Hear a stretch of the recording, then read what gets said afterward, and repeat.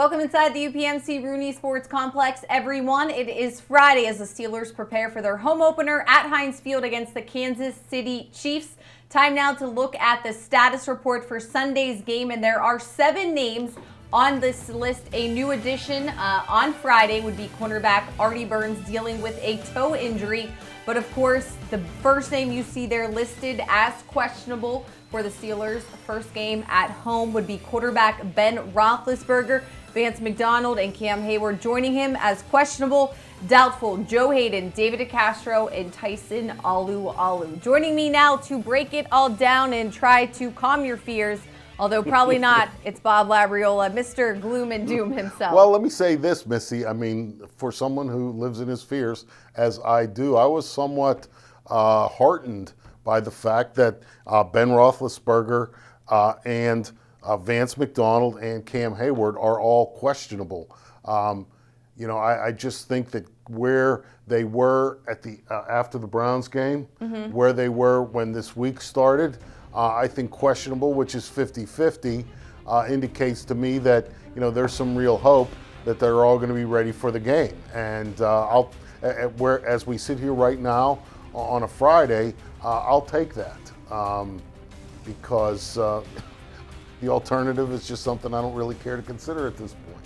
I think it's also the 2 names you brought up there, Vance McDonald and Ben Roethlisberger, 2 guys that everybody really wants to see out on a field together playing football. Yeah, and there is so much I believe that Vance McDonald can bring to this offense that it didn't have as recently as last Sunday in Cleveland. I mean, talking to people who study the videotape, because I'm not going to sit here and pretend that that's me, the point was made that the middle of the field was open for a good bit of the time based on how the Browns defense was operating, and I think Vance McDonald could really provide the Steelers with a weapon in that area.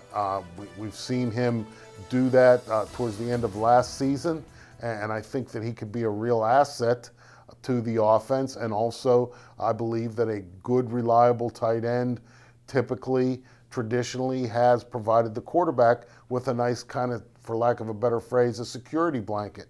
And I would like to see Ben Roethlisberger and Vance McDonald develop that relationship, because I think that then opens up the outside of the field for guys like Juju Smith-Schuster and Antonio Brown. So if you're looking at this Steelers offense from the Browns game to this game, I believe that Vance McDonald, if he plays Sunday, could provide the unit with a piece that it was missing in the opener. All right, as we mentioned, Dave DeCastro is listed as doubtful. So next man up would be B.J. Finney. Here's Finney from in the locker room earlier this week. Yeah, it's just kind of funny. We'll all get a little laugh out of it somehow, some way. It falls into place for me to play against Kansas City. So, obviously we want Dave back. We want him healthy, and if he can go, then we want him to go. Because he's one of those key guys in the offensive line. But if he can't, then yeah, it's another day for me and my job. So. What do you do to prepare this week? Nothing unusual, nothing new. I got to be ready to play in a snap, and it just happens to be that the snap is snap number 1, so it doesn't change my mentality. And Labs, Finney has something with the Kansas City Chiefs. He started against the Chiefs twice already. He was filling in for Ramon Foster at left guard, though, both times. So this would be a little different being on the right side for Dave, if Dave DeCastro is not able to go on Sunday. Yeah, B.J. Finney, an undrafted rookie, to me, a really nice pickup. I mean, this is a guy who has developed very quickly under the tutelage of Mike Munchak. He is the top backup at all 3 interior line positions, which makes him an extremely valuable person. Backup on the backup offensive lineman, if you are either B.J. Finney, as I mentioned, the top backup at all 3 interior positions, or if you're the swing tackle, which is what Chuks Okorafor was in the game against the Browns. To me, those are roles that are maybe just a notch below the role of backup quarterback. These are guys that are really kind of indispensable, and the fact that B.J. Finney can play both guard positions as well as center, and you got him as an undrafted rookie, that's a tremendous pickup, and a lot of credit to Mike Munchak for developing him and to B.J. Finney for developing himself. All right, Labs, thanks so much for joining me. That is a look at the Steelers status report for Sunday. Time for a quick break. When we come back, Mike Prisuta joins me live.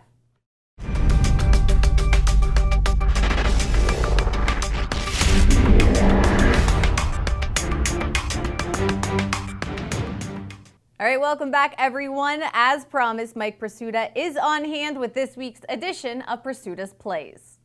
Thanks, Missy. You know, head coach Mike Tomlin made a very salient point this week when he talked about Kansas City's Tyreek Hill as being much more than just a gadget guy or a return guy this year. The development of Hill at wide receiver is obvious and apparent, but this just in, he's still a very dangerous punt returner. Let's take a look at last week's action against the Chargers. A 57-yard punt, maybe a little bit too far because the coverage was outkicked, and then the coverage was eluded. Tyreek Hill retreats, finds a seam, explodes into it, and he is gone. This guy has 13 career plays of more than 50 yards. 4 of those are on punt returns, including this one. He's only been in the league 3 years, and yeah, he's much better at receiver, as we're about to see, but these punt returns are lethal. Here's a catch-and-run touchdown to Hill, and when I say catch and run, I mean a short catch and about 47 yards a run on a 58-yard play. But you see the quarterback, Patrick Mahomes, standing in there in the pocket under pressure, taking a hit and delivering a strike. The arm is just as apparent and obvious on Patrick Mahomes. Here he's getting outside the pocket, and this is a route that Hill breaks off. He's able to do that because the safety is terrified about the deep speed. So when he breaks it toward the sideline, there's nobody there. Ball a little underthrown, but an unencumbered catch. This is a perfectly thrown ball to the fullback, Anthony Sherman. Patrick Mahomes can make all the throws right over the linebacker, right in the fullback's hands. I think even I could have caught this one. I don't know if I could have got to the end zone. Here's some of San Diego's trickery, a little shovel pass to DeAnthony Thomas. This is a goal line play, fake to the leading rusher in the NFL, Kareem Hunt, from a year ago, and then a little pop to the receiver. It worked so well in the third quarter, they do it in the fourth quarter, this time to Tyreek Hill. The Chiefs are going to use a lot of gadgets, a lot of trickeration. They want you to look over here while they run it over there, and they are pretty good at doing that. This is one maybe they should rethink. A read option. Look at the shots that the young quarterback Patrick Mahomes takes on this play. When he's in the open field, he knows how to slide, he knows how to get out of bounds, but near the goal line, you're going to get hit, you're going to get face masked. I don't know if I'd be exposing my young quarterback to this kind of punishment, particularly a quarterback with the potential of Mahomes. Now, the Chiefs' offense is spectacular, but the defense gave up over 400 yards passing to Phillip Rivers, and it could have been a whole lot worse. There's an overthrow by inches. That could have been a big play, and then the drop started. Here's one down the middle, wide open. Oops, no touchdown for you. And that stuff was happening all day. At least 5 drops for Phillip Rivers in this game against Kansas City, and 4 of them would have been big plays. This is a catch you got to make. San Diego unable to do that in this instance. San Diego also unable to do that in this instance. It's hard to throw the ball any better than that. It's hard to find guys any more open than these Chargers receivers were. Kansas City's secondary is in transition, and the LA Chargers really exploited that. Had they caught the ball, they would have exploited it even more than they had. But the Chiefs are trying to work in some different guys, and they're struggling on the back end. Offensively, this was from Dan Fouts, the analyst for CBS, one of the analysts for CBS, talking about all the Andy Reid lieutenants who are now head coaches. The offenses they're running, trying to emulate the original, makes the game much more exciting. And guys, Andy Reid's coaching tree includes not only the reigning Super Bowl winner, Doug Peterson of the Eagles, it includes Matt Nagy of Chicago, Todd Bowles of the Jets, John Harbaugh of Baltimore, Ron Rivera with Carolina, Sean McDermott in Buffalo, and Pat Shurmur, the head coach of the New York Football Giants. The Andy Reid influence is seemingly everywhere in the NFL, and the Steelers are going to get a good dose of it on Sunday at Heinz Field. All right, Prisuta, thanks so much for giving us a lot to ponder before Sunday. Speaking of Sunday, kickoff 1 p.m. Eastern at Heinz Field. The game is on CBS locally on KDKA in Pittsburgh. The pregame show kicks off at 11:30. Join me, Bob Pompiani, Charlie Batch, and Rich Walsh. That is going to do it for this edition of Steelers Live. Thanks so much for joining us. Have a great weekend, everybody. We'll see you Monday at 4.